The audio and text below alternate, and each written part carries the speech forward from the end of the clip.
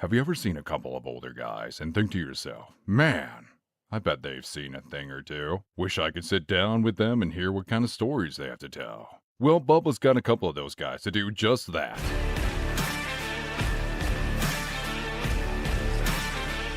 I hope you like Jack Lemmon and Walter Matthau, because today's guests will remind you of the odd couple. These grumpy old men lookalikes are ready to take us all on a trip down memory lane to a time when life was much simpler, when kids played ball at the sandlot, when young boys had the freedom to have adventures like carrying BB guns and shooting sparrows, or getting a quarter from mom to go buy bread at the store and have enough change to buy some candy. Ah, the good old days. Maybe Bubba is right. Maybe we do need to go back to go forward. But time doesn't stand still. Jim Gillespie and Dale Rueber grew up and did some pretty big things, besides volunteering with the Steve Brown Art Center and hosting the Steve Brown Art Center podcast. Dale served in the Marines and got a couple of college degrees using the GI Bill. And Jim took the first girls 6-on-6 basketball team into Russia after the fall of the communist government. Where does he find these guys? Gosh, the man has talent. Here's your host, Bubba Seeman!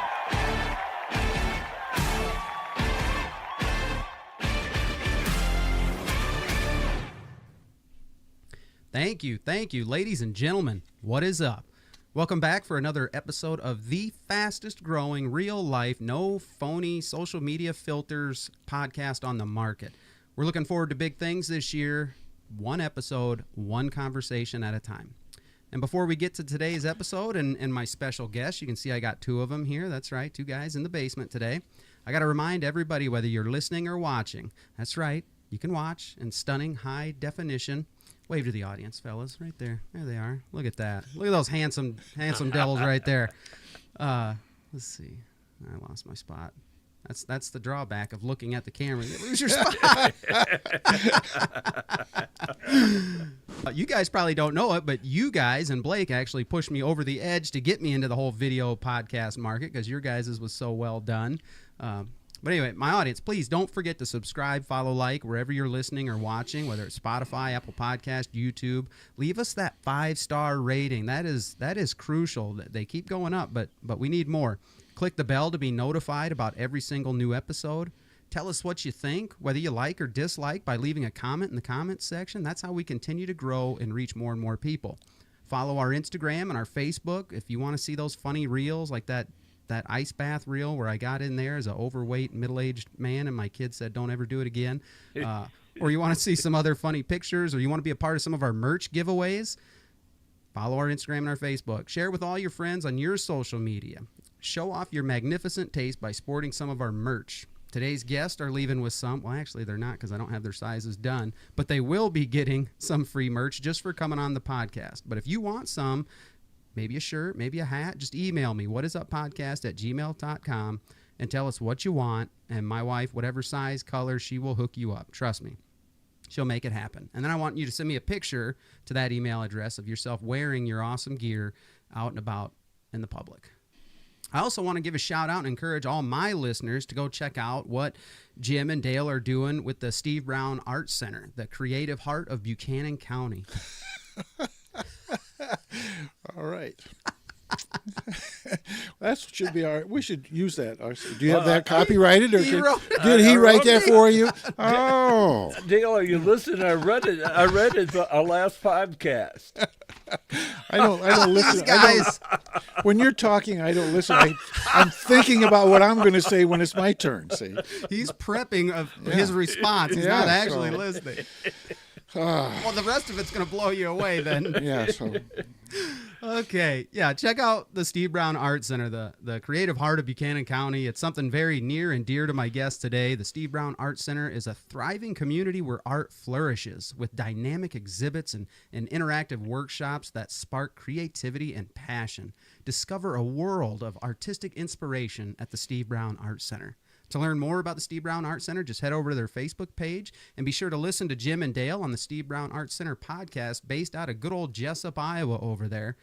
Once you guys have done all that, then you can sit back relax and enjoy this show. And let me tell you, if that was any indication, we got a good one for you today. These guys, I tell you. My guests today are a couple of just local good old boys from Jesup, the land of blue and orange. That's right, Jayhawk country. We're not going to hold that against them, are we, James? No.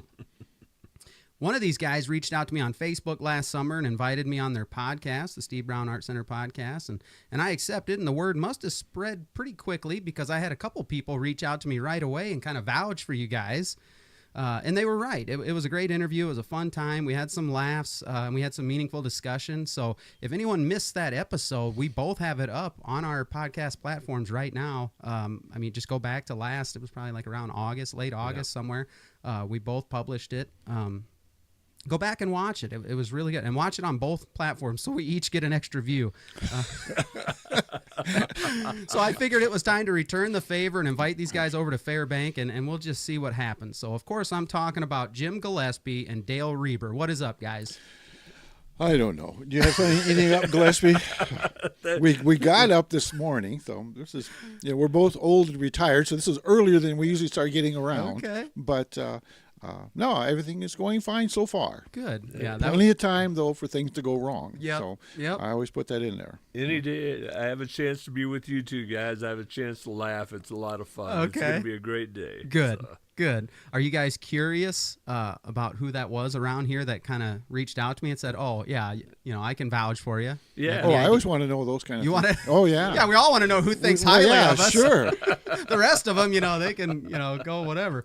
But Dwayne Foster reached out to me right away, and I'm not sure how the word spread. I don't know if I put it on social media that I got invited, and because when you put something on social media, it looks like a big, huge deal. Oh, yeah. I got invited on this thing, and it's like all three of us are just regular guys trying to do something good, but because it's on the internet, it looks like a big deal. So yeah, Dwayne, I think, emailed me right away, or maybe me and him were talking about something, and he said, "Oh yeah, I go way back with Jim and had a lot of nice things to say about you and kind of mentoring him in his early days when he was over there and you were still teaching and coaching and stuff."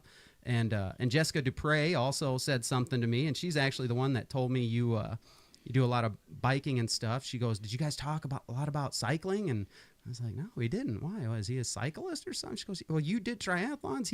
He's a big bike rider." I was like, "Oh, okay. No, we didn't." It was there. Didn't come up. My brother lives in Oldwine. He came with a couple other guys to Littleton. They were going to float down the Wapsie. And they got there and they found they didn't have an anchor.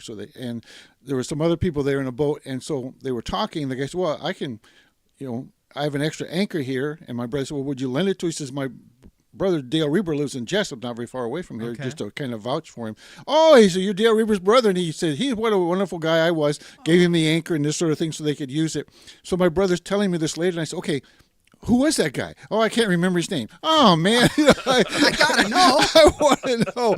Well, I never did find out. So there was one person in Jesup that vouched for me, and now I have no idea who it was. But I was so disappointed. So. Well, yeah, my wife actually. So my wife told me, she goes, "Yeah, Dale Rueber. That's probably Mrs. Rueber's husband, my 5th grade teacher. That's probably." And I was like, I don't know. No, did she go to Dunkerton? Yeah. Oh, sure. That's her. Yeah. So we put the pieces together and everything like that. And yeah, because we both went to school in Dunkerton. But did you have anything bad to say about her? Or? No. Oh, okay. I mean, all right. Most kids in 5th grade still aren't. They're not warming up to school at that point. Yeah. It's okay. Treachery. Or drudgery. I don't know what the right word is. Treachery. I think treachery is the word. But she knew her. She knew her for sure. They're after you all the time. So. Yeah. So how is the Art Center going, and your guys' efforts to publicize it more with the podcast? Yeah. It's going real well, Bubba. The neat thing about the Art Center, we established it to build a home where artists could live, and work on their trade, and not have to get a job at Walmart or Target or someplace like that. And one of the board members, Kara Masteller, she said, in order to get grants, you've got to get out and start doing other things. Yep. And so, she said you got to present artists. So our first artist was actually Dale. Dale presented the history of Jesup at the Jesup Public Library, and we had around 50 people that well, more like 30, I think. But we were expecting 3, and we had 30 show up, which surprised me. But yeah, it actually went really well. So it did, and we support musicians, we support painters. This last year now, we've had 2 artists in residence. Tim Kemmerer from Independence. He is a landscape painter, and he paints people as well. And our present artist is the American Lutheran Church in Jesup's husband's or minister in Jesup. I have that confused. The minister. You'll get there. The minister in Jesup's husband. Okay. They moved there from New Mexico, and he does. What's his name? Richard Moore Kelly. Thank you. There you go. That's kind of an important detail. Yeah. I just love to hear him try to say the guy's name. So it's kind of fun. So well, because I confuse it every time. Why am I getting these like Jack Lemmon, Walter Matthau vibes here? I'm just getting these vibes from these guys. It's the hyphen that does it to you. You know, in the hyphen. I'm sure. Does his last name hyphenated? Okay. Yeah. So. Yeah. Richard Moore Kelly. Yeah. But the cool thing is, Bubba, that Richard is legally blind. And I will send you pictures of his paintings. Oh, my. Presently, he's showing in M's Coffee Shop in Independence. Okay. He sent me his most recent painting yesterday that he's doing. He's amazing. Awesome. Yeah, and just a great guy. You need to meet him perhaps someday. Someday you may like to have him on as well. So we've talked a little bit about how to kind of grow our following a little bit to show people what we're doing and stuff like that. And when you say that, it makes me think of different artists I've seen. Everyone says, like, yeah, there's Facebook, yeah, there's Instagram, but they say TikTok is this one that everyone watches the videos on. And if you can keep them kind of short, and so you see these videos of these artists who will just throw the paint on there first, and then they move the paint around, and before you're done, it's like a portrait of like Bill Belichick and stunning high definition or something. And it's like, how did they do? But they put it in a little TikTok video. Next thing you know, thousands of views because it was just catching what they were doing at first, and you had to follow it to the end. They speed it up or whatever. So I'm just thinking, if this guy is a blind artist, that might be and people tell me that all the time too. They're like, you want to get the podcast out there, that's what you got to do. He's legally blind, but he still sees enough that he can walk through a room and do his art. And he does what you would call shapes. He uses geometric shapes and this sort of thing to make a work. Okay. And so it's geometric art is what it is. Yeah. Okay, I got you. Yeah, I'll have to check out, see what his stuff is. Because he doesn't use a cane or any. I mean, he sees enough that he can get around, but he's legally blind. Right. I suppose that's for driving and all that other kind of stuff. Right. And so Yeah. A lot of people, when they hear that, it's kind of the same thing as legally deaf. They might have a little bit, a bare minimum. Okay, well, for those who might not know you guys, let's just tell the audience, kind of short answer, nothing super in-depth, a little bit about yourselves, each of you, age, family, career, hobbies, interests, stuff like that. We'll start with Dale over here. I have to tell you how old I am? Okay. Well, you don't have to. Well, I'm not ashamed of being 50. As much as you want to reveal. No.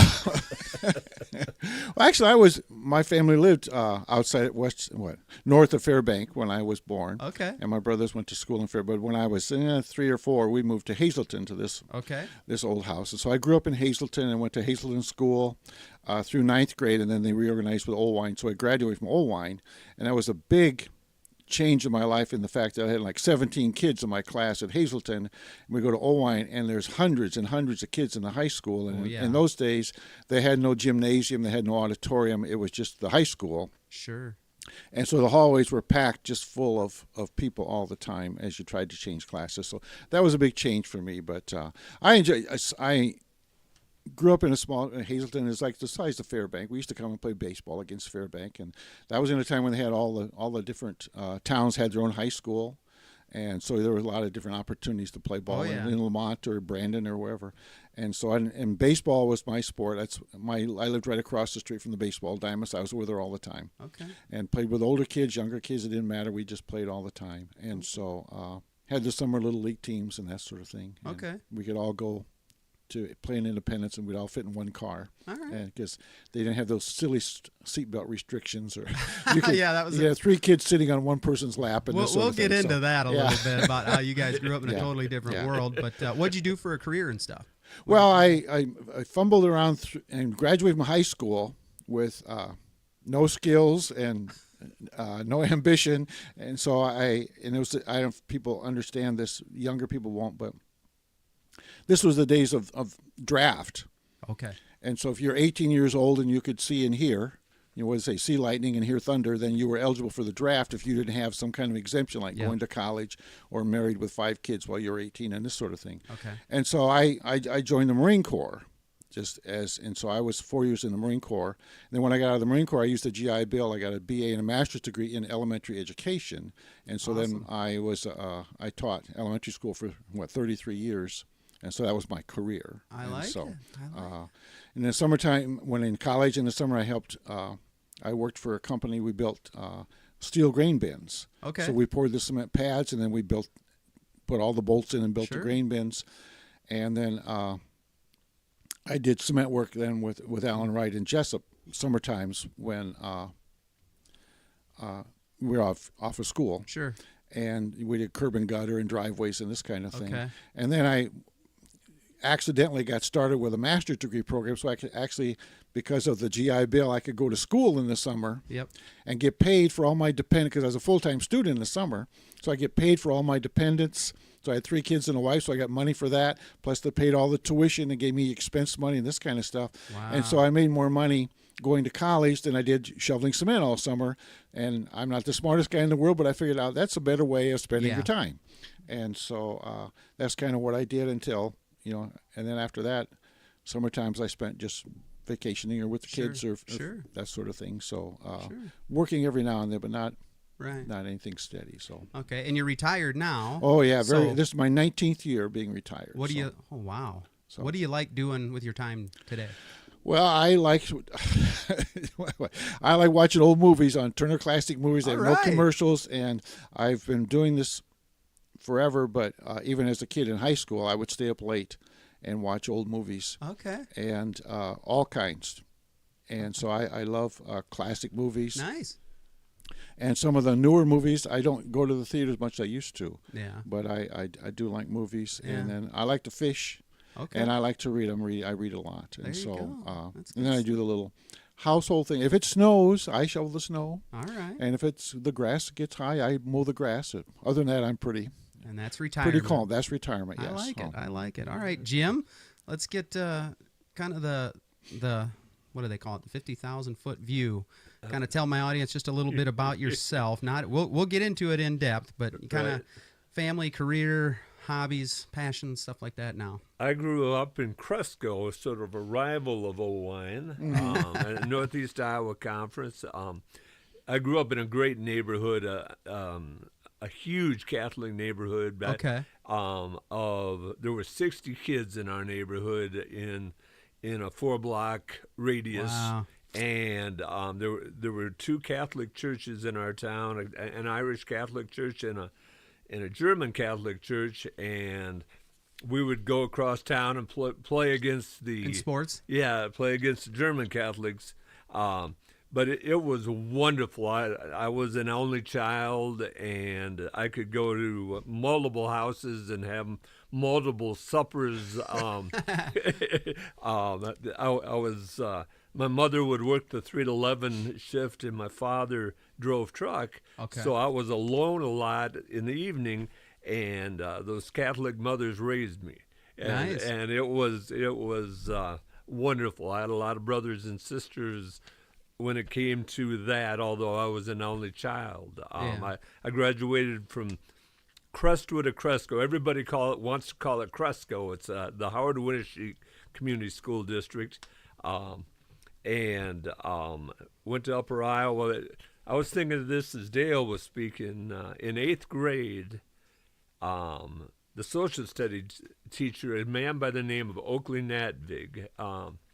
He was fresh out of college, and he was our 8th grade basketball coach and social studies teacher. And I knew right then I wanted to be a teacher and a coach.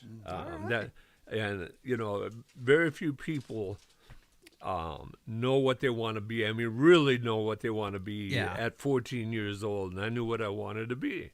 And it was good for you. Yeah, I was so lucky. So lucky. And I went and graduated from Upper Iowa. And go Peacocks. There you go. Played for Bill Prohaska a little bit. Actually, I was about the 15th guy on a 14-man bench, but got to travel once in a while. Cool. And it was fun. Coach Prohaska was wonderful to me. I grew up not far from Protivin, so I knew his father and knew the Prohaskas in Protivin. Okay. And Coach Prohaska already knew me. And he didn't hold that against me, Bubba. But I graduated from Upper Iowa, and I worked at Camp Courageous for about 18 months. Nice. And that was so good for me as a teacher, and as a human. What's their mission? What's their? They are to help mentally and physically handicapped kids. Allow them to have a vacation for a week, outdoors, canoe and kayak, fish, rock climb. Yeah, do the stuff other kids can do easily. And now that's Camp Courageous is a place for them. It's kind of. It's wonderful. Good for you. My daughter worked there a couple of years. It was summers, and she's a special ed teacher. But they would have like all kids with muscular dystrophy there 1 week. And then kids that had young adults with brain injuries 1 week. Okay. And so I would ask her sometimes what the disease of the week was, which is not a very nice thing to say. Oh, I get it. But it was very interesting. And for her, she said the young men especially who had fallen off a bicycle, a motorcycle, had brain injury, and says they were so depressed and so frustrated because they knew that they used to be able to do these things, but now they couldn't.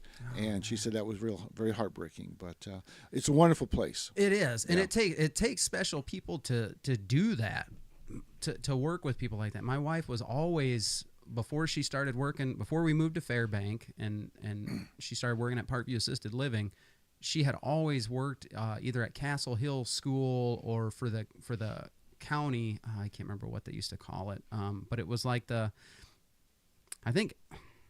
what's the place on Dunkerton Road, west side of 63, and it was like one half was like the troubled kids, the detention center, and the other half was it had a name, Prairie View or something like that. I know what you're talking about. And just you get to know the people that work with handicapped, mentally challenged people like that, and it's, oh man, it takes a special person to do that for sure. They're like they're little chicks. I mean, they defend them, they work for them. Yeah. People that work with special needs kids, they are such advocates for them. It's just wonderful to see. Yeah, it is. It is. All right, so I kind of want to dig in. Audience, you got any more questions? Oh, we don't have a live feed. That's right. So some people who really got their stuff together, they'll allow comments to come in and stuff. And no, that's not us. We're small time, low tech. What would Phil Robertson always say? I'm a low tech man in a high tech world. Oh yeah. All three of us agree. Yeah. And I grew up with some of this stuff. These guys, I mean, if you can do anything, that's an accomplishment. Did you hear Jimmy Carter's grandson was giving a eulogy at his funeral the other day, and he said his early cell phone, he got a call, showed that it was from his grandfather, Jimmy Carter. Okay. And so he answered and said, "What's up?" And the guy said, "Who is this?" And he said, "Well, it's Jason." He says, "You called me." He said, "No, I didn't call you." He says, "I'm taking a picture." And so, and he said, this guy is a nuclear scientist, he said. So, oh my God. so all of us have the same problem. Yeah, yeah. It's funny. Yeah, some people, like people at church, they just think I'm a whiz or something because I can do a couple little things. And then you got the kid that runs our live stream for church. I was like, no, this kid's a whiz. Yeah. You know, it just goes by generation. No, it's man. But yeah, let's go back. Like that's kind of a brief overview, but I like to go way back and kind of like give me some memories of growing up, and because I like to contrast that with what kids are growing up today. I mean, we're kind of hinting at it with the technology and things like that, or you said 60 kids. Like till I moved up here to Iowa, I grew up in a bigger city, and yeah, you ride your bike down the street. The first, 10, 15 kids, those are the ones that hit the sand lot and play football. Mm-hmm. And I mean, it just, you go home when the street lights come on. It's a totally different world these days. Like if I drive down this road and the Catholic Church has a big yard and there's only been a handful of times, or maybe if I drive past the elementary school and you see kids out there playing football, it's kind of a shock. Right. And it's like, man, we used to just do that all the time. Yeah. So what, give me some of that. Give me a glimpse into kind of what it looked like for you guys more as a childhood compared to today, So if I could speak on this, I told you we had 60 kids in our neighborhood, and about a block and a half over there was a lot. It was Balk's lot. Okay. B-A-L-K.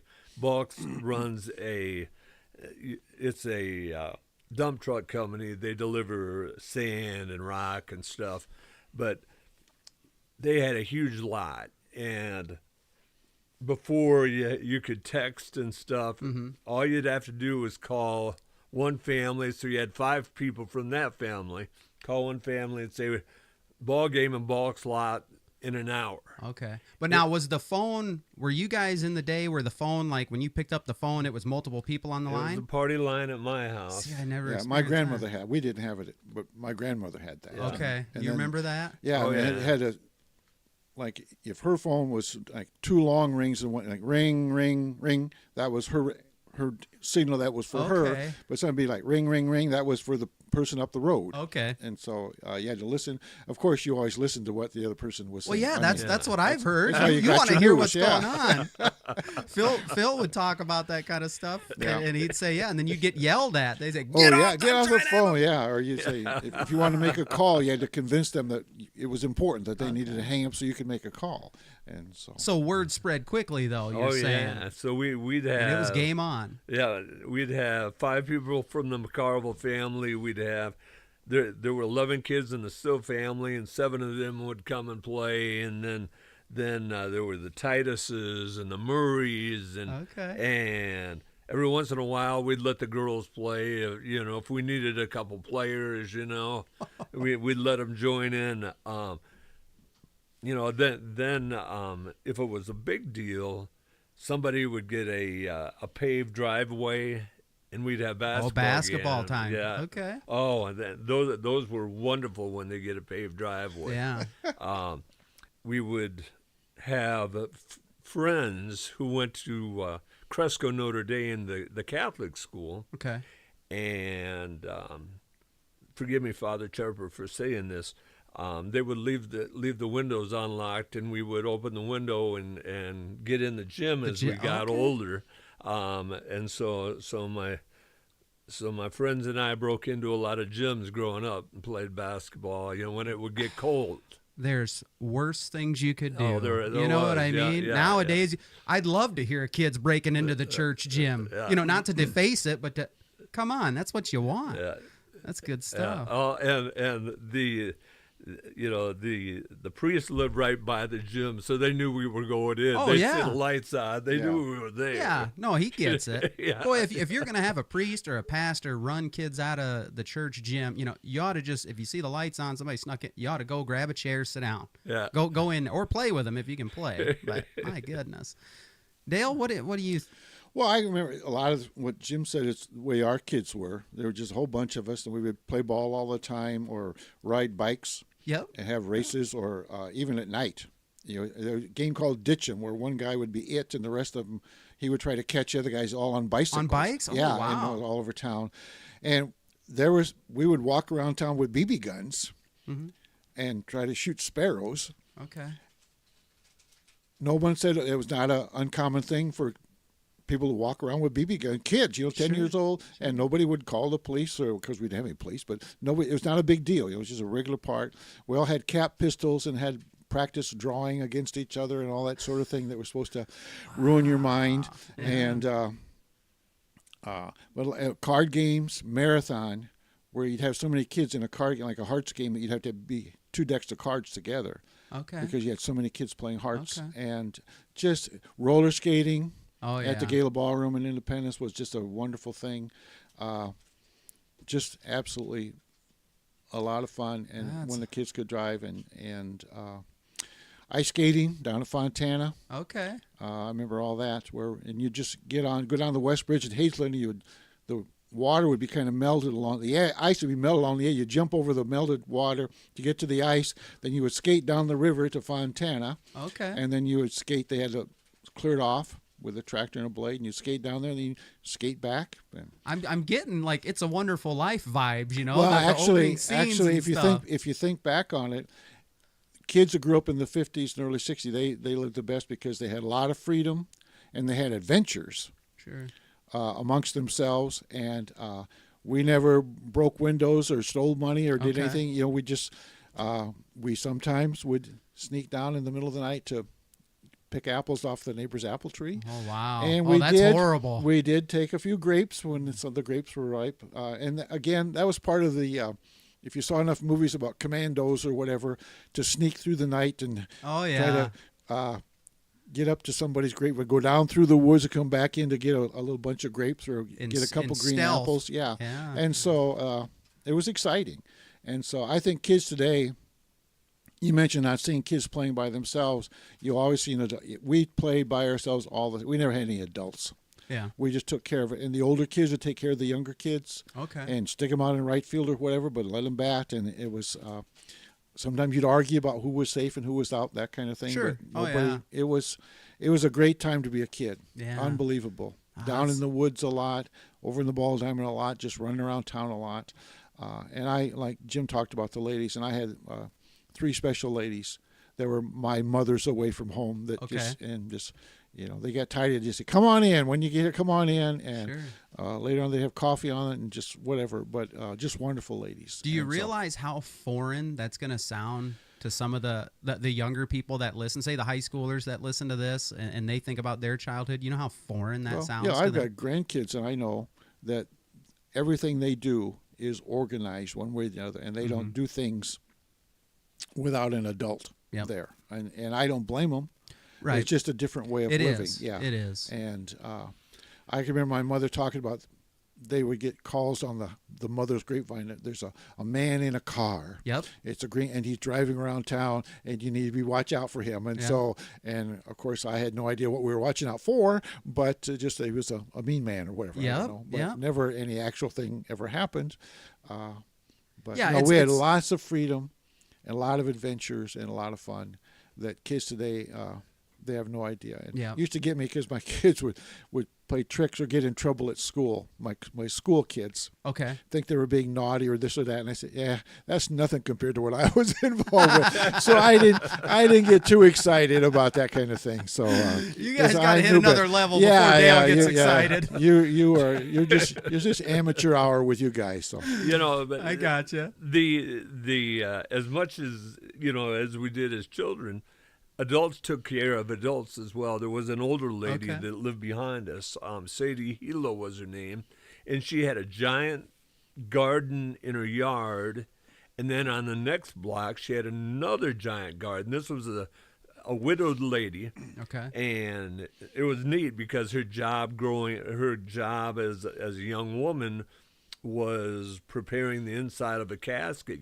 So putting the pillows and the cushioning inside of caskets. Yeah. And she would tell me about that job. Freaked me out as a kid. Oh, sure. But she had two giant gardens, and she took sacks and sacks of produce to everybody's house. All these huge Catholic families needed food, back then.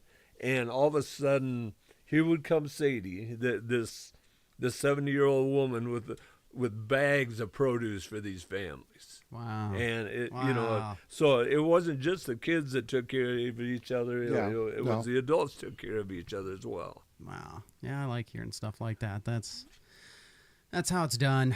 But that's why things like that, when somebody does a good deed like that it's just completely selfless, it's almost jarring to hear it. You almost instantly start thinking, oh, there's got to be an ulterior motive or something. It's so refreshing to see or hear about that.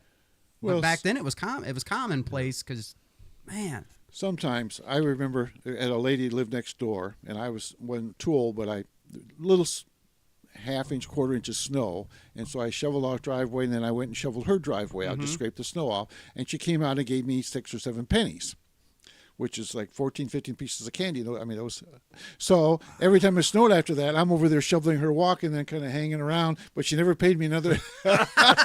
But she had set the hook, see, that first time. She got you. And so everybody thought I was being, what a good boy, he shovels her walk. Well, a good boy was thinking, maybe I'll get some more pennies, so. Yeah.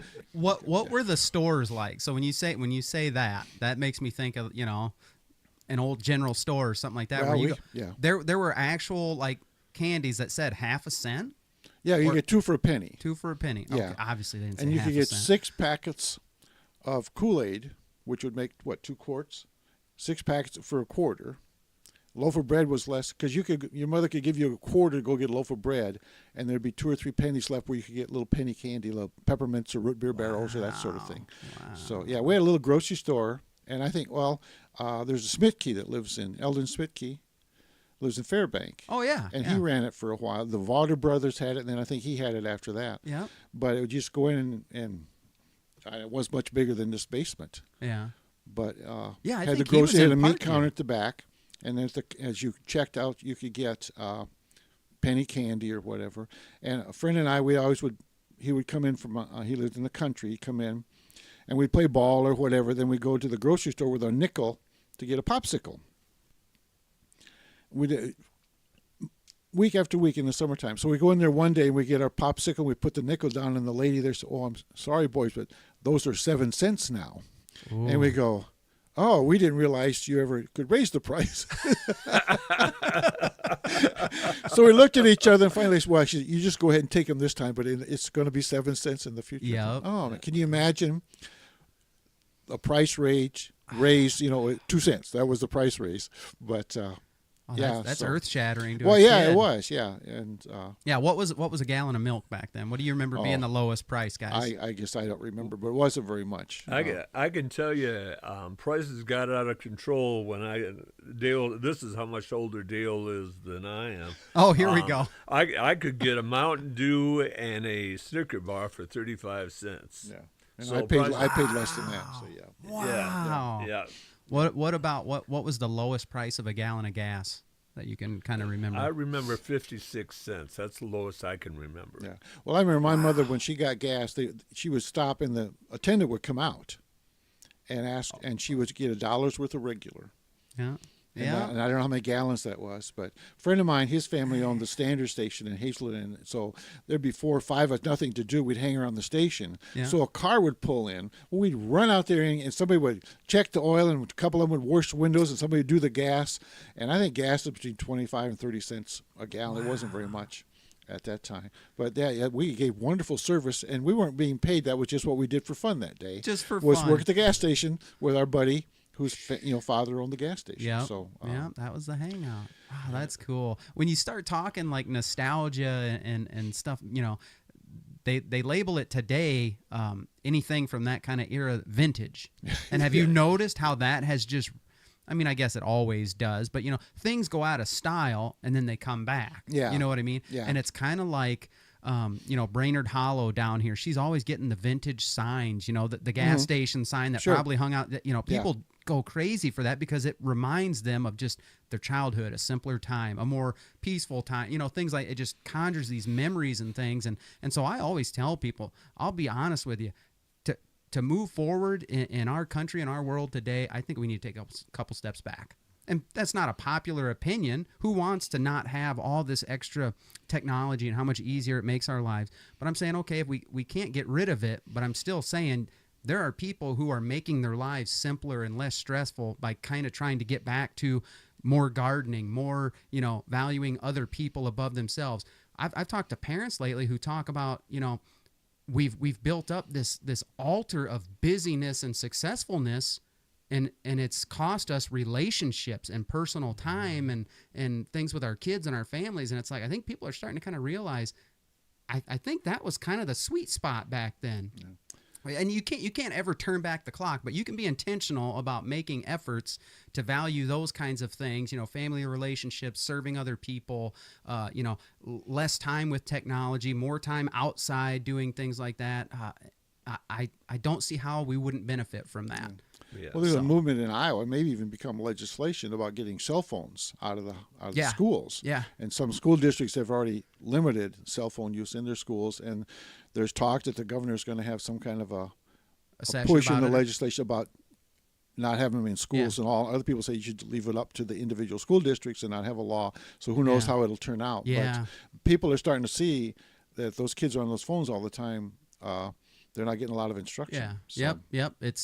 I heard somebody recently call it digital dementia. Yeah. These kids are suffering from digital dementia. Yeah. Well, I was thinking the other day that the screen time, that it's actually hurting kids' their ability to learn. Yeah. That sure. They're on screens all the time, and it's actually somehow causing physical problems, in other words, making it more difficult for them to learn to read and that sort of thing. Right. And so, with every good thing, there's always some drawback. You got to just not go in 100%. You got to, I'm out of interest. Dale, do you read any of your books on tablet, on your phone, on computer? No. All paperback, hardcover stuff? Hardcover and I just read books. What about you, Bubba? Do you read any of your stuff on tablets, or is it all hardcover? No, I don't read on tablets. The closest thing I do, and I'm probably not as big a readers as you guys, I read a couple like Christian magazines, like American Family Association, Focus on the Family, stuff like that. They send me magazines, and then the Bible.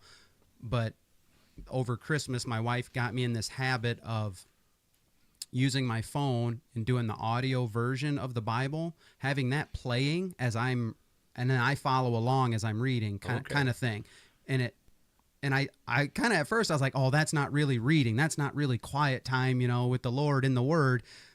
But it helps you, instead of your mind wandering sometimes, because you're hearing, you're almost following along as the guy's talking. So you can't, it's a lot harder to let your mind wander at that point. Whereas if you're just reading, all of a sudden you can find yourself thinking about something else and you're going line after line. And so that has actually kind of helped me a little bit. But no, I don't really read. I mean, I guess I get information off the internet. Yeah. Yeah, that's, I do a lot of that. There's a you're taught in college as an educator. There are three types of learners. There's visual learners, and there's audio learners. There's kinesthetic learners. People that learn by doing it. Yeah. Yeah, but that you may have a little audio learning about you, where hearing that just supports or improves your you getting the word. It's not a bad thing. Well, isn't that where the whole, you get in trouble at school and you had to write 100 times on the blackboard, I will not, steal so-and-so's gum or whatever. Something about that repetition of seeing it, writing it, and then if they made you say it every time, it's the more senses or abilities you use to see or consume something, they say that the faster it sticks or whatever. So yeah, I would definitely agree with that for sure. But when we're talking that old stuff too, another thing I noticed is we're all, not as big on the digital presence with our podcasts and stuff. But these people have developed these social media sites that are all dedicated to, my childhood was the 80s and 90s. And there are a few different sites that people are putting content out there, just short little videos. And they're bringing back to my memory by showing me videos of toys and things from the 80s. And these people get thousands of views on these little posts because they're showing me He-Man stuff or, the Smurf Christmas special from, 1984 or whatever. And it's like, sometimes you forget. until someone kind of jogs your memory of, you're like, oh, I forgot all about that, you know? And it's just so cool to see that stuff. And if there's an interest for it and it's good and fun for us, it's got to be good and fun for the younger generation today to see kind of a different world. So I always think it's good to talk about that stuff and relive those memories and stuff. It's hard for me to imagine, what are kids today?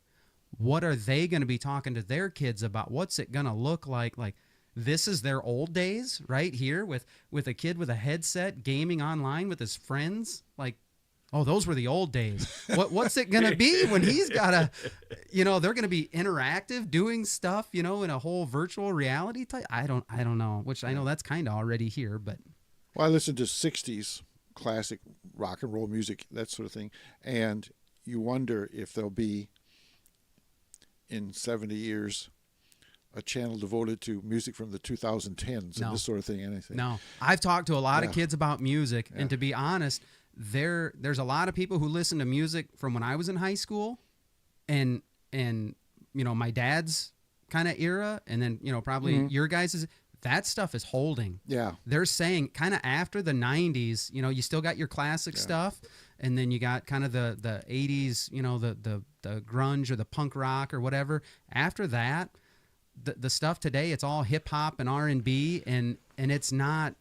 Well, this whole kids are still listening to stuff we listen to. Yeah, this whole Taylor Swift thing that came out in the last 2 years, I suppose, and honestly, I'd never heard of her, and so it's huge. And so I said to somebody, sing me a little bit of one of her songs. Well, they couldn't. Actually, nobody that I knew could sing me a little bit of one of her songs, so I would say, well, maybe I have heard of her. And my oldest kid is almost 50 now, but all of them could sing you a Beatles song, or they listened to that. And the two of them, they were in a trivia contest once at an organization, and it was rock music from that time. Yeah. They won the contest. These older people were just amazed at these two kids. They're still in their teens then. Yeah, could win that kind of. Well, I said our dad makes us listen to that in the radio, in the car. So that same thing with my wife. She know when they went on vacation, her dad would play all the country music, and so she still knows all that stuff. Yeah. Pastor Clint Bunting sat in that chair for his episode.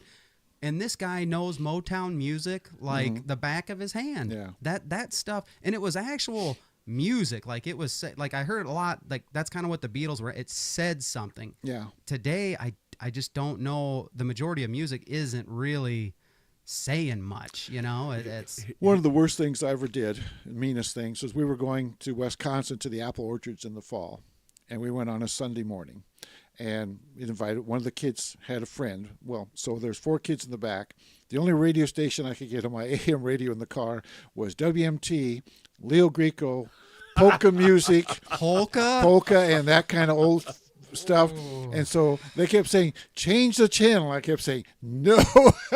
And so they had to listen to that for 2 hours or whatever all the way up there. And so I thought, well, that's probably good for them to hear this old time music. But my parents used to play that kind of stuff. Yeah. And it would be in the barn milking cows. They'd always have KOEL on with polka music time and this kind of stuff. Okay. And so I got a kick out of that. Sure. But, you know, they broadened their horizon. Yes, they look at it as suffering, but the parents should look at it as broadening their horizon. Here's a challenge for you: is when's the last time you sat down and listened to the radio music on the radio? You know, it's not like when we were young where there's a top 40. Yeah. You know, I mean, and I've listened to podcasts about this.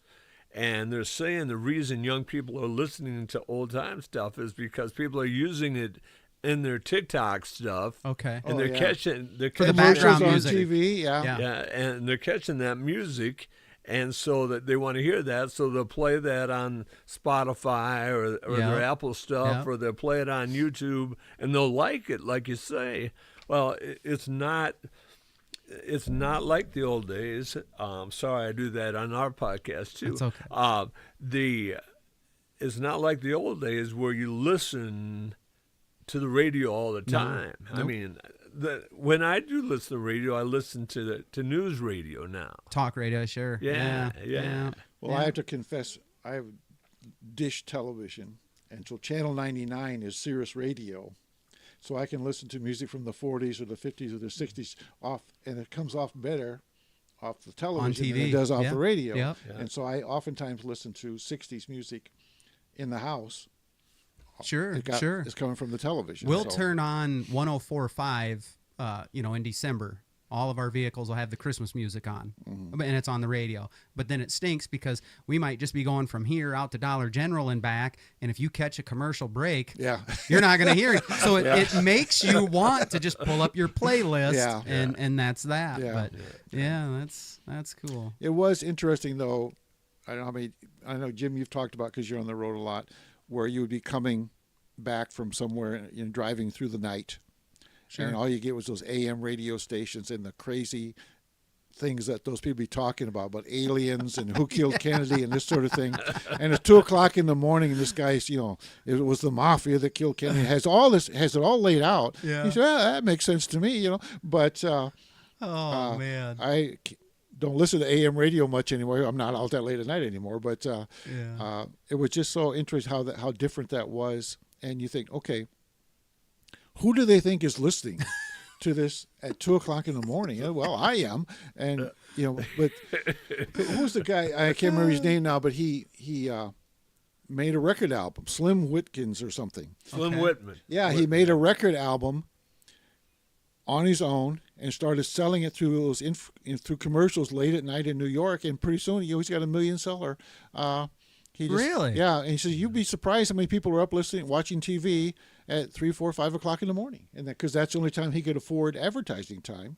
Wow! And he sold 1 million copies or whatever of his albums. And so we'll do a test. I will release this at like 2 a.m. and we'll see how many views. I'll get up and listen. I swear. So. Attaboy, Dan. Yeah.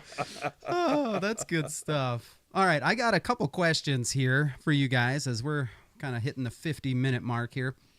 I wanted to ask you, Jim, something. You had put some stuff in your notes about coaching experiences and international opportunities. I understand coaching could be such a bigger, vital role in a young person's life than just teaching them how to play a sport. So, I'm sympathetic to that, but I wanted to give you a few minutes to kind of tell me about your coaching experiences and what you meant by international opportunities. That 8th grade kid at 14 was so lucky to have Coach Nat Vig, as a teacher. He taught me a love for basketball. He would come on Saturday mornings and pick us up at our house, and he taught me to love basketball, and I carried that love. I coached 6-on-6 for a long time at Jesup. 6-on-6. And when that ended in '93, I had communicated with the Russian embassy in Washington, D.C. about wanting to show the 6-on-6 game in Russia. Well, it ended in '93, the 6-on-6 game in Iowa. And so the Russians invited us to come to Moscow, and they would play us in a 6-on-6 game if we would play them in a 5-on-5 game. Okay. And so that was the first time we traveled abroad. We were the first women's team to go into Russia after perestroika, after the communism had fallen. In Russia. There had been men's teams there, but we were the first women's team. Oh, that's cool. And we went in '93 and again in '94 and '95. In '95, we met the Irish national team, and we were invited to go to Ireland. And so we went twice in '96, a Jesup team, a Jesup girls team, and then an all-star team from Iowa. Okay. And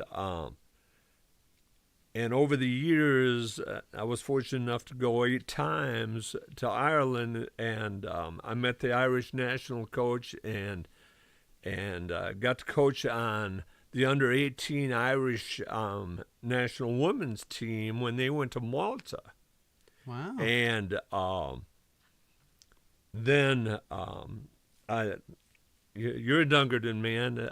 Formerly, I I was helping Coach Virgil Hubden at Dunkerton for a while when Kayla Waskow, Sarah Waskow, those people were playing. Yeah, those Waskow girls. Yeah, and that was in 2008, and I wanted to travel again.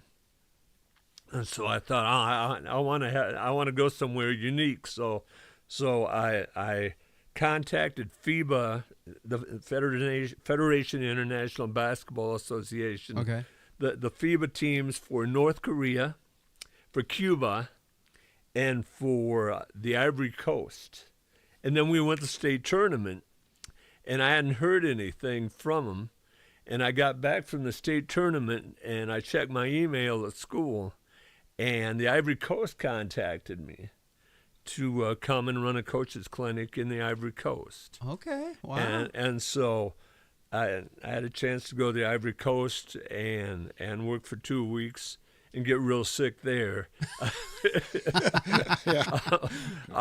Nothing from the other two? Not in Ireland, not in Russia. North Korea? You didn't go? No, I was never offered to go to North Korea or Cuba. You know, I would have liked to went to a warm area like Cuba. But they never invited me to Cuba either. So. Oh man. Yeah. So I saw a movie or something, and I didn't realize 6-on-6 girls basketball was a thing, and then you realize, oh yeah, it's got this whole history. Yeah. And they made a movie about it and everything. The first time I ever heard of Gillespie was I was talking to Wayne Kramer, who was the head girls basketball coach. And he said, oh, they hired a guy to teach in high school, and he's going to be the assistant girls basketball coach. I said, oh, yeah. He says, he already sent me a whole bunch of plays to look at. Pestered him. So I thought, okay, well, this guy's a go-getter then. So and there he is right there, Mr. Basketball. And I tell you who I learned the game from, and it was Wayne Kramer. Wayne Kramer, actually, Wayne lives on my road. There's about 5 people that lives on the road I live on, and Wayne is one of them. And Wayne was one of the best practice coaches I've ever been around, and he taught me so much about basketball. I have no idea why I was sending him plays, but you were trying to show him, I guess, that you were willing to work. Oh, that's funny. That reminds me of Remember the Titans when the one coach says, I got some special plays, some trick plays we won the state championship with, and Denzel is like, I need these. Yeah. I'm the head coach. You're not. But yeah, I had Brian Brungard on, and he won a state championship with Dunkerton, and that was cool listening to him talk about what it was like being a high school athlete and getting to the state tournament and the pressure and all that stuff. And yeah, that's good. Basketball, sports. That was quite a team. Yeah. It really was. Yeah, it was. Okay, my last couple questions I got to ask you guys. You're retired. I've never really think about retirement. I feel like the world is changing so much that, I think when I was a kid, I heard terms like balanced budget and retirement age 55, and it just seems like both of those are long gone. Yeah, yeah, I think so too. So I just always imagined I'm going to work, pretty late, in my years. But now that I'm 43, I'm actually me and my wife just did the math the other night, and we realized we're gonna have our house paid off. I can't remember if we keep going at the rate we're going, we're gonna have our house paid off in 13 years. Mm-hmm. And it's oh my goodness, we own this house, with 122 more payments, we're gonna own this house or whatever. And so it kind of got me thinking about retirement a little bit. Maybe it's not that far fetched, maybe I can have enough money socked away. But as a couple of retired guys, is it as nice as it sounds? They both look at each other. I tell everybody, if I'd have known how good retirement was, I'd have retired at 30. It was that. It's that good. Yeah. It is. You have to get used to it. And Dale can talk more about this. He's been retired a lot longer than I have. But it took me a couple of years to get used to it. Oh, I'm sure. But I am the type of person, and Dale is really good at this. He's incredible at this. I like to volunteer. I like to, that's what I like about the Art Center is I can give my time there. Okay. I like to be on committees. Not that I know more than others, but I'm not afraid to help people. And so when you do retire, you have more time to volunteer and help people. Sure. And I like that. I'm a big fisherman, and I live 200 yards from the river. I love the woods, and so I So you do the fun, the downtime. Yeah. You enjoy that, but you also, to stay active, but you got to do something. See, I live in the woods. You know, it's not like where you've got to get in your truck and load your stuff up and go. I can just walk out of the house and walk 200 yards, and I'm there. Man, you know, yeah. It is. You know, I'm so fortunate. You know, one of my New Year's resolutions is to write gratitude each day. Yep. And I do that, and one of them recently was I love where I live. You know, I'm so lucky to live where I do. Yeah. I live in a small house. I have 800 square foot house. But Wow. there's woods around me. The closest person is a quarter of a mile away. I don't have to worry about people bothering me. Sure. And so retirement is great. You know. Oh, that's what I wanted to hear. Yeah. That's what I wanted to hear. What do you think, Dale? That's the way I grew up.